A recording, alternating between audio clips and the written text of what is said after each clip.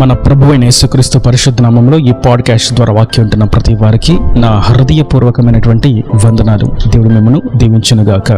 కీర్తనల గ్రంథం 129వ కీర్తన 4వ చరణం. యెహోవా న్యాయవంతుడు, భక్తిహీనులు కట్టిన తాళ్ళు ఆయన తెంపియున్నాడు.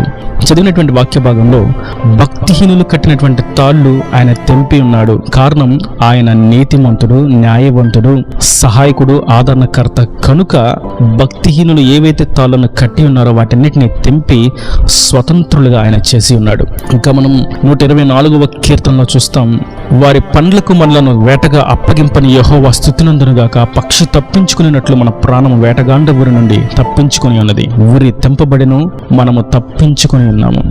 ఆయనే మనల్ని తప్పించేది, ఆయనే మనలను విడిపించేది. ఇంకా మాట్లాడితే ఈ కట్లు ఎలాగ కట్టబడి ఉన్నవి అని చూసినట్లయితే ఆ కట్లు కట్టబడ్డానికి కూడా ఆయన అనుమతితోనే కట్టబడి ఉన్నవి. ఇజ్రాయేలులు వారి ఐగుప్తు బానిసత్వంలోకి వెళ్ళడానికి ఎవరు చెప్పారు మీరు బానిసత్వంలోకి వెళ్తారు అని? ప్రభువే చెప్పారు. వారి కట్టబడినట్లుగా బానిసత్వంలో ఉండినట్లుగా ప్రభు అనుమతియే. మరి ఆయన న్యాయవంతుడు గనుక వారి మూలపుత్రుడైనటువంటి అబ్రహామును, ఇస్సాకును, యాకోబును జ్ఞాపకం చేసుకొని ఐగుప్తు బానిసత్వంలో నుండి ఇజ్రాయేలీలను ఆయన విడిపించాడు. వారి కట్లను తెంచి వారిని స్వతంత్రులుగా చేశాడు. అప్పటి వరకు తినడానికి, తాగడానికి, నిద్రించడానికి, పని చేసుకోవడానికి, కుటుంబంతో కలిసి ఉండడానికి, సంతోషంగా 4 మాటలు మాట్లాడుకోవడానికి వారికి స్వతంత్రం లేదు. ప్రతి దానికి ఆజ్ఞ, ప్రతి దానికి బానిసత్వం, ప్రతి దానికి కొరడా దెబ్బలు, ప్రతి దానికి వారి మీద భారము, ఒత్తిడి, ఇవి వారిని ఎంతో ఇబ్బందికి గురి చేసి 400 సంవత్సరాలు వారు ఆ స్థితిలో నలిగిపోయారు. ప్రభు వారి కట్లను తెంపి వారిని బానిసత్వంలో నుండి బయటకు తీసుకుని వచ్చి పాలు తేనెలు ప్రవహించు కనాను దేశానికి వారిని నడిపించాడు. వారికి స్వాతంత్ర్యాన్ని ఇచ్చాడు, వారికి స్వేచ్ఛనిచ్చాడు, వారికి సంతోషాన్ని ఇచ్చాడు, ఆనందాన్ని ఇచ్చాడు. ఆ భారమంతా తేలిక చేసేశాడు. కారణం ఆయన న్యాయవంతుడు. ఆయన న్యాయవంతుడు కనుకే మనం తప్పు చేసినప్పటికీ, మనం దానిని బట్టి శిక్ష అనుభవిస్తూ ఉన్నప్పటికీ మనము ఆయనను వేడుకునే వెంటనే ఆయన ఆలకించేవాడు. తప్పును ఒప్పుకున్న వెంటనే దాన్ని క్షమించి దీవించువాడు. కారణం ఆయన న్యాయవంతుడు.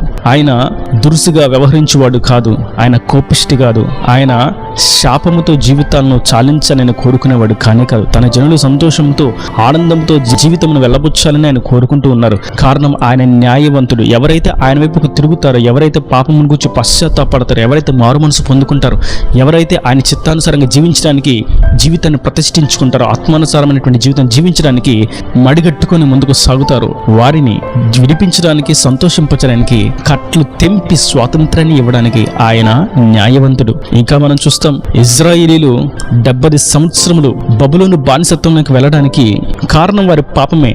ఆ సమయంలో వారిని ప్రభు కట్లతో కట్టాడు. బానిసత్వం అనేటువంటి కట్లతో కట్టివేశాడు, ఆధిపత్యం అనేటువంటి కట్లతో కట్టివేశాడు. కానీ 70 సంవత్సరముల తర్వాత ఆయన న్యాయవంతుడు గనక నేను విడిపిస్తాను, నేను విడుదల చేసి వారికి స్వాతంత్రాన్ని ఇస్తాను, మరలా వారిని తిరిగి వారి స్వతంత్ర దేశానికి, వారి స్వదేశానికి నడిపిస్తానని వాగ్దానం చేసిన ప్రభు ఆయన న్యాయవంతుడు గనక విడిపించి మరలా వారి స్వదేశానికి నడిపించాడు. అక్కడ కూడా బానిసత్వంలోకి, బబులోను బానిసత్వంలోకి వెళ్ళాలని, ఆధిపత్యాన్ని కట్టబడాలని అనుమతించింది ప్రభువే. కారణం వారి యొక్క పాపమును బట్టి. కాబట్టి ఈ వాక్యం వింటున్నటువంటి నా ప్రియ సహోదరులరా, కట్లు కట్టబడి ఉన్నవి. ఎందుకని కట్టబడి ఉన్నవి? ఏ కట్లు కట్టబడి ఉన్నవి? అది మద్యపానం అనేటువంటి తాడు కట్టబడి ఉన్నదా? వ్యభిచారం అనేటువంటి తాడు కట్టబడి ఉన్నదా? దొంగతనం అనేటువంటి తాడు కట్టబడి ఉన్నదా? గర్వం అనేటువంటి తాడుతో కట్టబడి ఉన్నారా? అహంకారయుక్తమైనటువంటి పలుకులతో, మాటలతో కట్టబడి ఉన్నారా? బూతులు, సరస్వతులతో కట్టబడి ఉన్నారా? ఏ తాడు, ఏ పాపము కట్టివేసి ఉన్నది? ప్రభు సెలవిస్తున్నారు, పాపమును బట్టే మనము కట్టబడి ఉన్నామన్న సంగతి వాస్తవం. అయితే మనము ఆయనను వేడుకున్నప్పుడు ఆయన న్యాయవంతుడిగా మనకు న్యాయం తీరుస్తాడు, సహాయం చేస్తాడు. విన్నవించుకున్న వెంటనే, వేడుకున్న వెంటనే విలాప ప్రార్థనను విని విసుగుతో వేస్తారనే జీవితాన్ని విడుదల చేసి విజయోత్సవంతో ఉత్సాహ గానాలు పాడినట్లుగా ఆయన విడిపిస్తాడు, తాళ్లను తెంపుతాడు, స్వతంత్రులుగా చేస్తాడు. కొన్ని సందర్భాలలో తాళ్ళు కట్టబడి ఉన్నవన్న సంగతి తెలిసి కూడా కొందరు ఆ బానిసత్వపు బ్రతుకులోనే సంవత్సరాలు జీవితాన్ని కొనసాగిస్తూ ఉంటారు.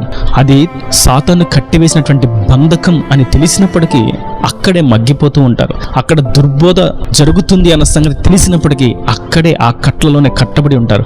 ఆ బ్రతుకులోనే విసిగిపోతూ ఉంటారు. అక్కడ ప్రేమ లేదు అన్న సంగతి తెలిసి కూడా అక్కడే మగ్గిపోతూ ఉంటారు. అక్కడ ఐక్యత లేదు అన్న సంగతి తెలిసి కూడా అక్కడే అంటుకట్టబడి ఉంటారు. అక్కడ దేవుని ప్రేమ లేదు అన్న సంగతి తెలిసి కూడా ఆ బంధకాల్లోనే బంధించబడి ఉంటారు.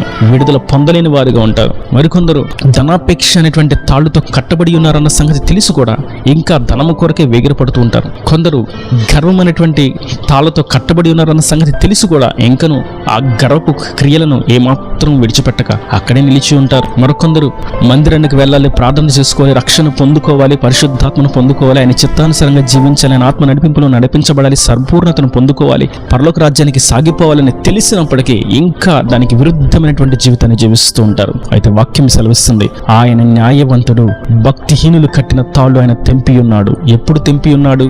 ఆయనను వేడుకున్నప్పుడు, ఈ కట్లలో నుండి నన్ను విడిపించు ప్రభువా, పక్షి తప్పించబడినట్లుగా వేటగాని విరుల నుండి నన్ను తప్పించు ప్రభువా అని మనం ఆయన వేడుకున్నప్పుడు మాత్రమే ఆయన న్యాయము తీరుస్తాడు. కనుక ఈ వాక్యం వింటున్నటువంటి నా ప్రియ సహోదరులారా, ఏ తాడుతో కట్టబడి ఉన్నామన్న సంగతిని మనం యోచించి వాటి నుండి ఈ పూట ఈ క్షణము ఈ వాక్యము ద్వారా ప్రభు సెలవిస్తున్నటువంటి ఆయన విమోచన గురించి మనము ధ్యాస పెట్టి ఆ క్రియలను ధ్యానించి పశ్చాత్తాపడి మనము ఆయనను వేడుకున్నట్లయితే ఆయన న్యాయవంతుడిగా మనకు ప్రత్యక్షమై మనలను విడిపిస్తాడు. కట్లు కట్టబడ్డానికి ఆయన అనుమతించాడు. కారణం మన పాపమే, మన బుద్ధిహీనతే, మన అవిధేయతయే, మన అహంకారమే, మన గర్వమే, మన చెడిపోయిన తలంపులే, మన పాప కుయుక్తితో నింపబడినటువంటి హృదయమే, మన వస్త్రధారణే, మన నడవడికయే, మన ప్రవర్తనయే, ఇవే కట్లతో కట్టబడ్డానికి కారణమైనవి.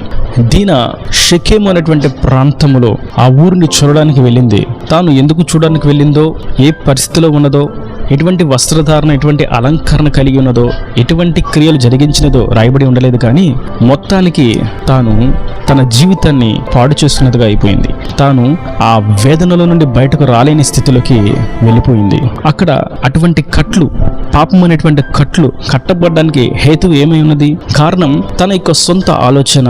ఆ కట్లు కట్టబడ్డానికి, ఆ పాపం అనేటువంటి తాళ్లు కట్టబడ్డానికి హేతువు తన యొక్క సొంత ఆలోచన. వారి అన్నలు నరహంతకులుగా మార్చబడ్డానికి వారి ఉద్రేకము, కోపము ఆ తాళ్లతో వారు కట్టబడి ఉన్నారు. కారణం అదే.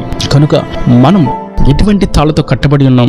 బంధకాలతో కట్టబడి ఉన్నాం. అసమాధానము, అనైక్యత, ప్రేమలేని తత్వము, అవిధేయత, గర్వము, అహంకారము, అసూయ, జగడములు, కల్లములు, అల్లరితో కూడినటువంటి ఆటపాటలు, లంచాలు, వడ్డీ వ్యాపారాలు, మోసపు క్రియలు, కుటుంబాన్ని విచ్ఛిన్నం చేసేటువంటి పరిస్థితులు, ఇక్కడ మాటలు అక్కడ, అక్కడ మాటలు ఇక్కడ చెప్పేటువంటి దుష్ట సంబంధమైనటువంటి క్రియలు, ఎటువంటి తాళ్లతో కట్టబడి ఉన్నామని మనల్ని మనం స్వీయ పరీక్ష చేసుకున్నట్లయితే, మనం ఆయనను వేడుకున్నట్లయితే నేడు అనేటువంటి ఈ సమయమందు ఆయన న్యాయవంతుడిగా మనకు ప్రత్యక్షమై తాళ్లను తెంపి, కట్లను తెంపి స్వాతంత్రాన్ని ఇవ్వడానికి ఆయన శక్తిమంతుడిగా ఉన్నాడు. కనుక తాళ్ళ నుండి తెంపబడిన వారంగా స్వతంత్రులుగా దేవుని రాజ్యానికి, పరలోకానికి వారసులుగా మార్చబడదాము గాక. ఇన్న దేవుని మట్ల ప్రతి వాని హృదయం అన్నిటికంటే ఫలింపచేయును గాక. ఆమేన్. God bless you. తలలు వంచి కన్నులు మూసినట్లయితే మీ కొరకు చిన్న ప్రార్థన. ప్రేమ స్వరూపి కర్ణకటాక్షం గల తండ్రి, నా ప్రభు వాక్యన ప్రతి వారిని మీ నిండాలుగా దీవించాలి. నీవు న్యాయవంతుడివై ఉన్నావు కనుకనే కట్టబడినటువంటి భక్తిహీనులు కట్టినటువంటి తాళ్ళు తెంపి స్వాతంత్రాన్ని ఇచ్చావు నా తండ్రి.